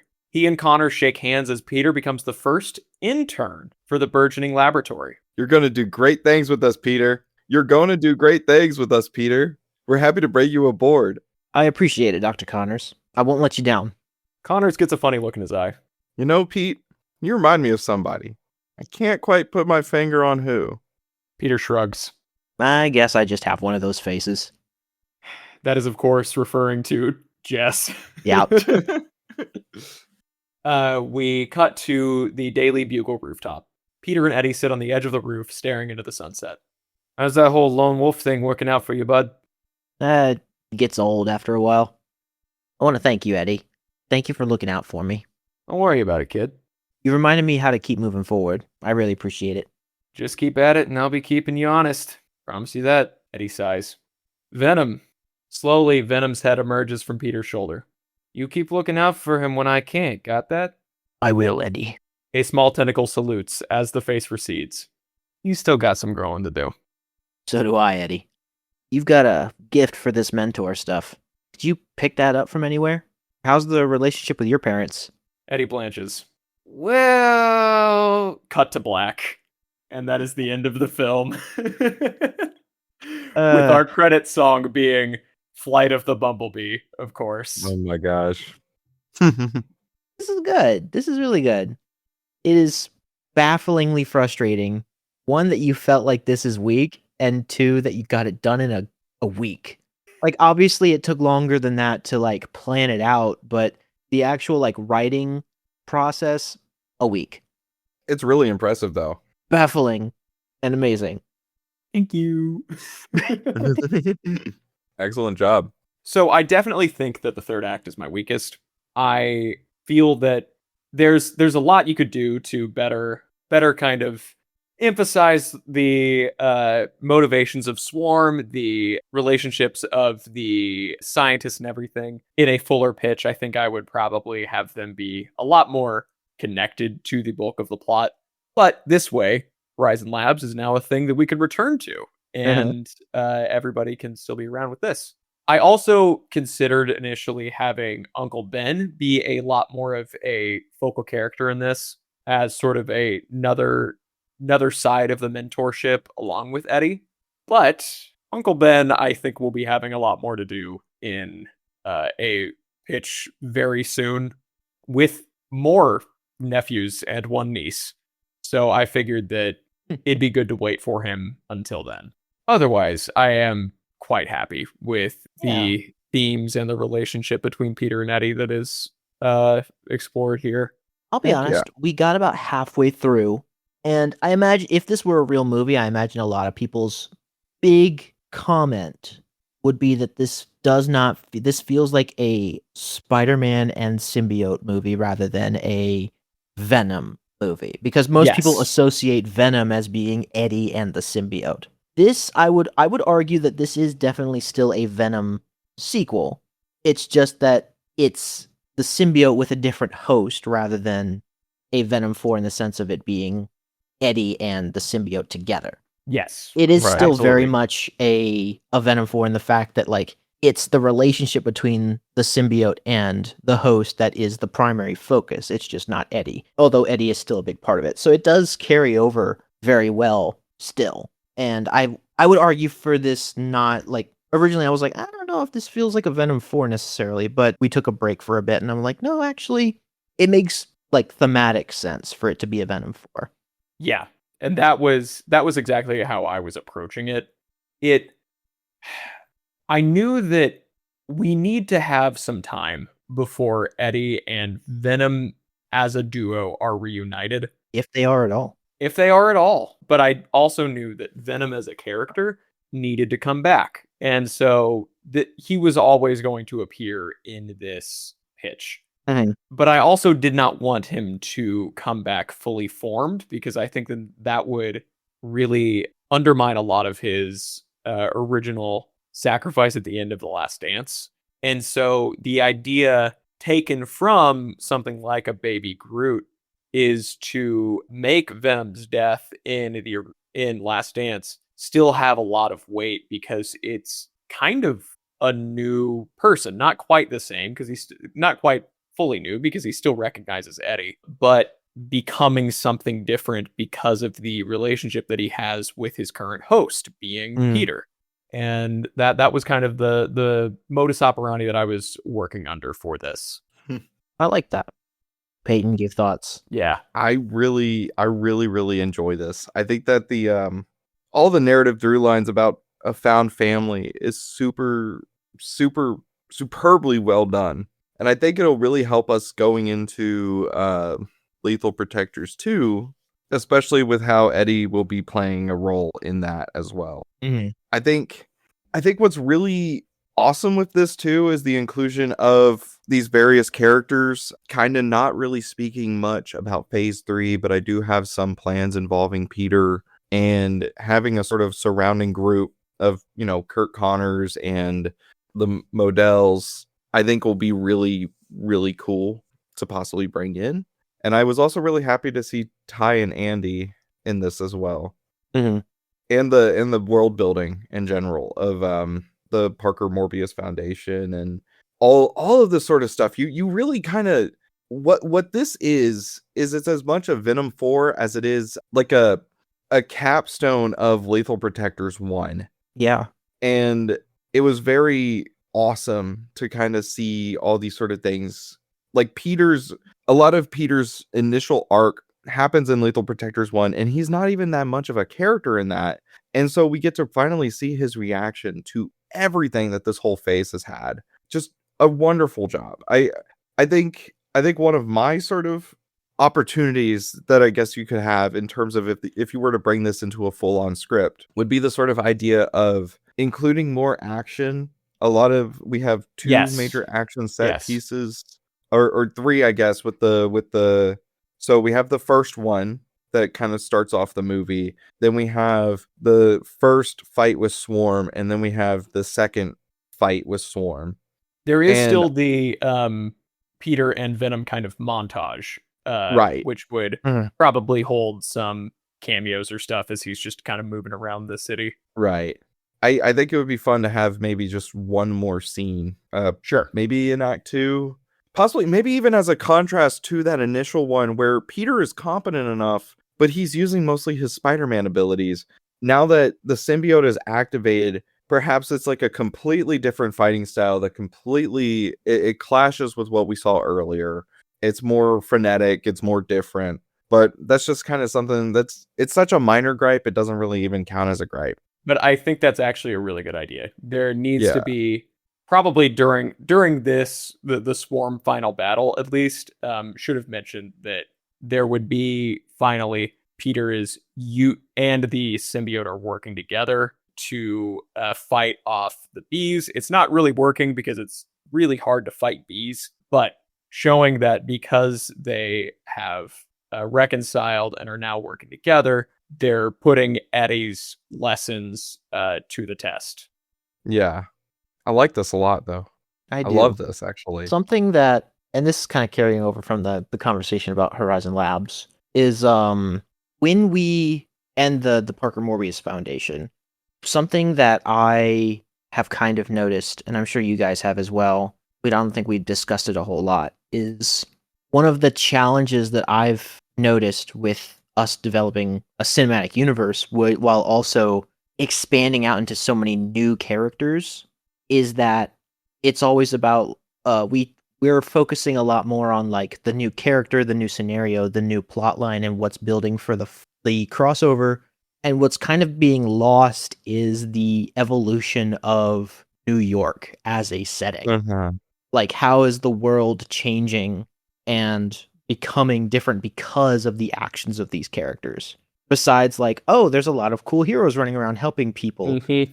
Some of them we like, some of them we think are kind of weird. Okay. But the idea of, like, again, the state of the Parker Morbius Foundation and being able to go inside and actually see what that's like, seeing a lot of the threads picked up from phase 1 and shown that they've been given, if not resolution, and that they've been carried over and are at least doing well. Like the superpowered people, or people with different odd conditions, being able to be seen and taken care of at the Parker Morbius Foundation, like Morbius originally intended with his whole thing in phase 1. And again, just seeing a lot of threads about more regarding to the setting and the overall world building get pulled in, and actually some get a resolution and some get pulled into the present. It feels like the setting is evolving with the story, not just the characters and the next big thing being built to. It's something that I think had been kind of neglected, almost accidentally, like kind of accidentally up until this point. Yeah, that was really one of my glad they're being big pulled back goals. in. Mm-hmm. Okay, I have one post-credit scene. Would you all like to get into it? Yeah. Okay, post-credits. Jameson's office.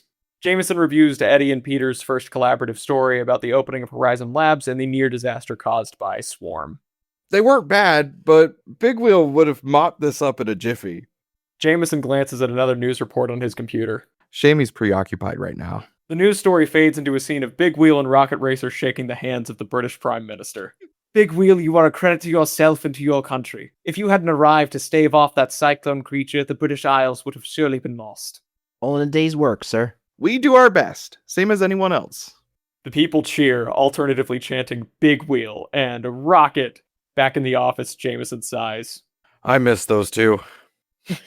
It didn't occur to me where the hell Big Wheel was. That is so funny. That is so funny. That's where Big Wheel and Rocket Racer were.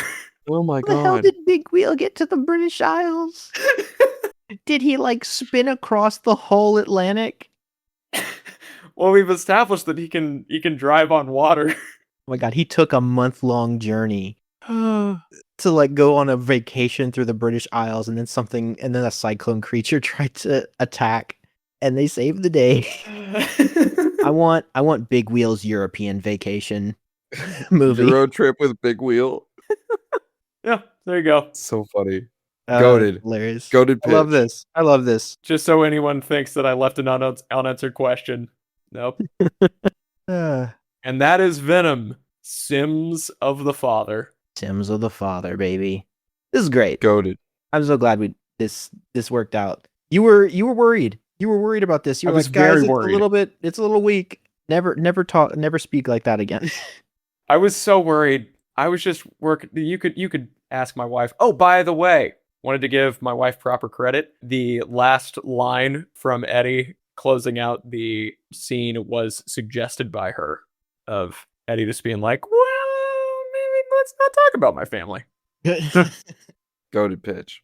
Love this. Do we want to get Okay. into a little bit about what's coming after this? Sure, man. Yeah, real quick. I'm Let's do thinking, that. yeah. I'm thinking, yeah.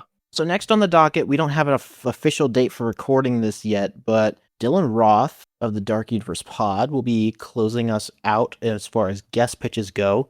They're confirmed to be recording at some point during the latter half of this month, probably within the next week or so, but a specific date, not entirely certain on, but in theory, that is the next episode you guys will be hearing from us. After that, we're probably going to take a bit of a break. The initial plan was that we would just dive right into part 1 of Lethal Protectors, but as you can probably assume, between Noah coming off of 2 back-to-back stories, Peyton and I are both doing readings elsewhere with other projects. It's kind of got out of hand. I'm not going to lie to you. So we'll be putting a bit of a break. We'll be going on a bit of a hiatus after the next guest episode to give Lethal Protectors 2 the proper polish that it well and truly deserves after the past year of building up to it. It's been like a year, It has been. I want to say. We will be entering a year since the start of phase 2, I think, next month. I'm confirming that now. I think you're right. Announcement of phase 2 went up July 13th of last year. God Yep. bless them.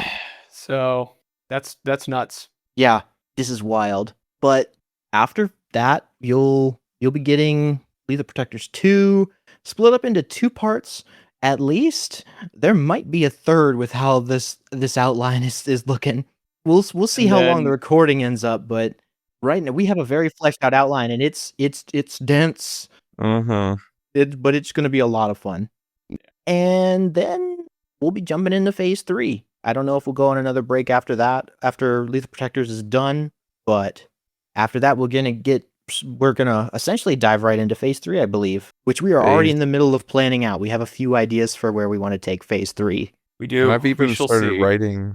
Of course you have, Peyton. Yeah, the first pitch of phase 3. All right, guys, this has been fun. This was really good. The goofy ass smile. Be sure to follow us on the Blue Sky, The boost. Instagram. You can join our free Discord. We also have a Patreon. Check in about $5 and you can get a bonus pod where we talk about what we're reading and a couple other things, and even get a sneak peek into the next pitch. This month, you will actually be getting 2 bonus pod episodes. At least that's the plan, because last month there was a bit of a scheduling conflict and we ended up not putting one out. So you'll be getting one very, very, very soon. Actually, by the time this airs, you'll have hopefully already gotten it. And then another one by the end of this month, hopefully. Or, I'm mixing up. You'll get 2 very soon. Cool. Yes. Alrighty. Alrighty. I hope y'all See have y'all. a good one, and we'll see you very soon. My name is Jarrett. I'm Peyton. And I'm Noah. Take care, guys. Bye-bye. Later.